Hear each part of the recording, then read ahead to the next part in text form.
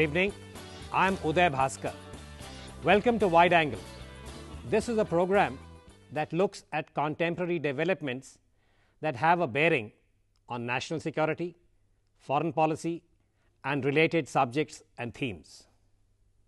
The focus is on trying to shed light and get a better understanding of the context against which these developments are taking place. Today, we will discuss the Prime Minister's visit to the BIMSTEC summit and use that to extrapolate and look at India's Look East policy, which began when Prime Minister Narasimha Rao was at the helm of affairs. And to discuss and understand this, we have a very experienced panel. I have Ambassador Skand Tayal, who till recently was our envoy in South Korea. Currently, he is a professor at Delhi University. And Dr. Sanjay, again, a person who is very well known. He was the media advisor to the Prime Minister and is currently a fellow at the Center for Policy Research. Thank you, gentlemen. Sanjay, if I could start with you, the BIMSTEC summit. Prime Minister Manmohan Singh made his first visit soon after becoming PM when he went to Myanmar. And in a way, I think the last visit, as it were, is also to Myanmar. So how would you assess the current visit to Myanmar, and considering that BIMSTEC began in 2004, what would be your assessment about India and BIMSTEC? Well, Uday, it's interesting to be on a discussion on BIMSTEC in 2014, because 14 years ago in the year 2000, when I was at the Indian Council for Research in International Economic Relations, I actually wrote a paper suggesting that BIMSTEC should be renamed as the Bay of Bengal Community. Because at that time, the name of BIMSTEC was Bangladesh, India, Myanmar, Sri Lanka, Thailand Economic Cooperation. It was a set of nouns without a verb. And I said that, why don't we just call it a Bay of Bengal Community? Well, actually, Bob C sounds better. Bobcom was the name we suggested. That's a clear suggestion, Bob C. But they changed the name to Bay of Bengal Initiative for Multilateral Technical and Economic Cooperation. Multi-sectoral Technical and complicated name. I think, first of all, the association needs a simpler name to recover its own identity. Secondly, this is the third summit. The association didn't take off. Originally, BIMSTEC, I believe, was seen, at least by India, as a way of getting out of the problems that SAARC had got into. If you remember, in the 1990s, SAARC was really non-functional. So we looked at BIMSTEC really as a way of reaching out to ASEAN. What has happened since is that we have actually reached out to ASEAN. We are now actively engaged with ASEAN in the regional forum, in the East Asian Summit process, in the free trade agreement. As a result, BIMSTEC, which was a stepping stone to ASEAN, lost its salience for India. And ASEAN became the focus. ASEAN became the focus. You are right that Prime Minister Dr. Manmohan Singh's first visit abroad in July 2004 was for a BIMSTEC summit. That was in Thailand, not in Myanmar. Okay. But did you accompany him? Yes, of course. That was his first visit. Okay. It was in July. And there was at that time a feeling that maybe we should try and revive this. But it didn't really. I don't think BIMSTEC has done much in the last few years. Again, because each of these countries, Myanmar, Sri Lanka, sorry, not Sri Lanka, Myanmar, Thailand, India, are part of the ASEAN process. Sri Lanka has been preoccupied with its own problems, and so has, in some ways, Bangladesh. Well, Thailand now. And Thailand now. So it's really an organization that is still trying to take off. And many constraints. Yeah, and my own feeling is that Dr. Manmohan Singh may well have gone for this summit more to get an opportunity to visit Myanmar, which he had not visited, for a long time. than really because of the significance of BIMSTEC. So I'm a bit of a skeptic, sorry. But I think that's an interesting point to develop, which is that India's own engagement with Myanmar over the last 10 years, one could make a case to say that actually India's approach and policies towards Myanmar could be termed a success story. Because if you look at 2004 and where we are now, Ambassador Tayal, how would you again sort of make an assessment or appreciation of India-Myanmar?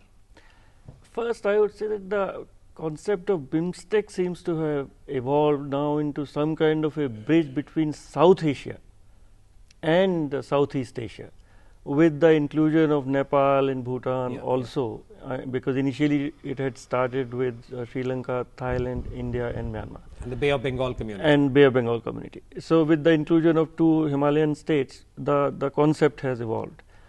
And of course, there has not been really significant progress since the concept began in 2004. Because Myanmar was going through its own difficulties, and Myanmar is critical. That is really the bridge. The bridge is through Myanmar between India and or South Asia and Southeast Asia. So with the changes which are gradually happening in Myanmar, and Prime Minister's own visit to Myanmar a couple of years back, when a very large package was given for construction of roads and connectivity, etc. This has become very important that all the other countries or some other countries are also included in this whole project. And recently there was some news from ADB that for the development of roads, etc., in at least India's northeast, they may be able to give about $300 million, because the criticality is of connectivity. Eventually, I think BIMSTEC, they must concentrate more and more on connectivity through improvement of roads, air connectivity, road connectivity, etc. So there is a lot which the countries can do together collectively. The vision is there, but India is heading the group on transport. And I think India is perhaps concentrating more and more on transport.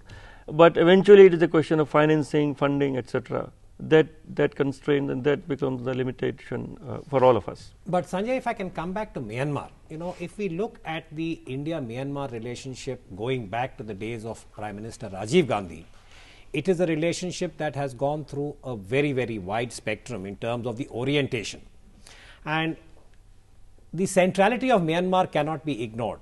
But perhaps there is a case to say that the way that India reached out and stood with Myanmar at a time when we had the US-led Western pressure, as it were, about the nature of the military regime, and the fact that we were able to engage, and today Myanmar is not only integrated into ASEAN, but has this very important role, as Skand says, in terms of India's own.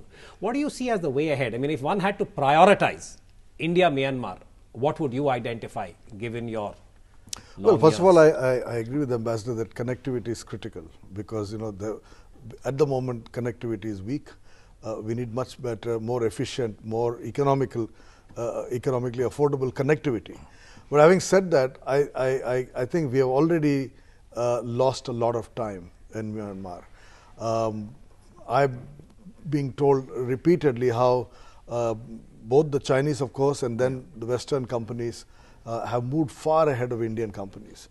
The Indian private sector has been very slow to derive the benefits of our relationship with Myanmar. I think that we need a strategy where the government focuses on connectivity with ADB money, etc., builds rail and road links into Myanmar. But the private sector has to be in there investing in a wide range of things. Tourism, for example, is one sector where we need certainly more Indian investment.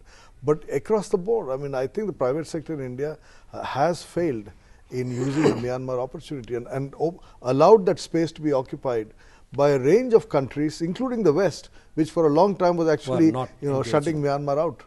But on that, Ambassador Tayal, you have come back from South Korea. Now, whether it is South Korea or Myanmar or any of the other new markets, as it were, would it be fair to say, I mean, I often hear this in the private sector, saying that they are not getting the appropriate support, or that they are not being enabled, not necessarily by the MEA, but by the entire sort of, shall we say, apparatus of government. Is that a fair observation? And if it is, what should be done to create a more viable ecosystem for the private sector in India? See, the government provides the framework. Government can have all kinds of, say, investment protection arrangements, free trade kind of arrangements, and an environment where the Indian companies are treated at par, if not better than other countries, and then they have to compete. But in Myanmar, to take further the point made by Mr. Baru, I think we should try to get or work together with Japanese companies and ROK companies for some projects of even infrastructure in Myanmar, because these two countries are coming in a big way in Myanmar after the opening up and relaxation and liberalization and advent of democracy. And initially there were lots of reports that there was some kind of a nexus between Myanmar and North Korea on the maybe even a nuclear thing, but possibly. that is now in the past. And as we look at the future, perhaps India may find it difficult to work alone because the funding will be required. Again and again, we can build roads on our side.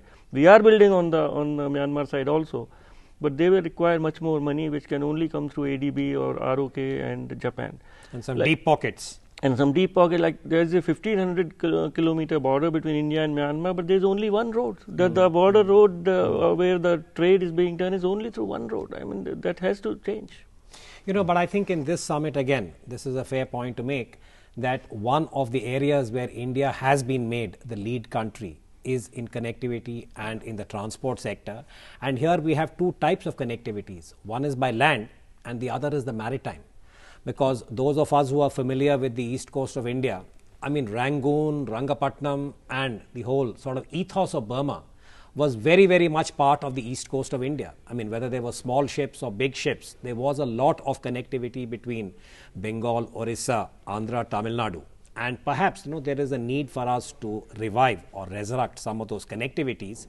But Prime Minister Manmohan Singh's visit to Myanmar definitely draws attention to the centrality of Myanmar as far as India's linkages with ASEAN, Southeast Asia are concerned.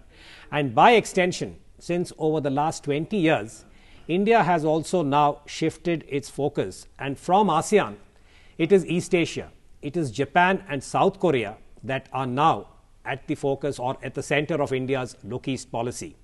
We'll take a short break now, but when we come back, we will look at India's Look East policy, how it evolved over the last 2 decades and the way ahead, as it were, for the next government in Delhi. We'll be back soon.